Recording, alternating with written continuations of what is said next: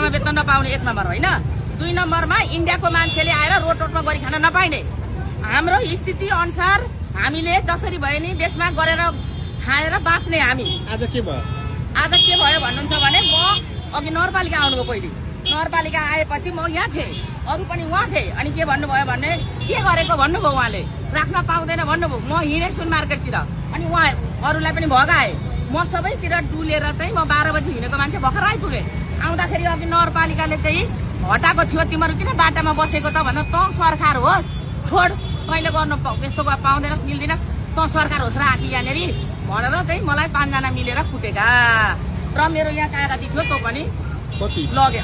एक बोरा कागती लिएकामा अब यति छ। सिसी क्यामेरामा पनि हजुरले हेर्न सक्नुहुन्छ, कागती उठाउँदै लगेका छन्। यिनीहरूको यहाँ होइन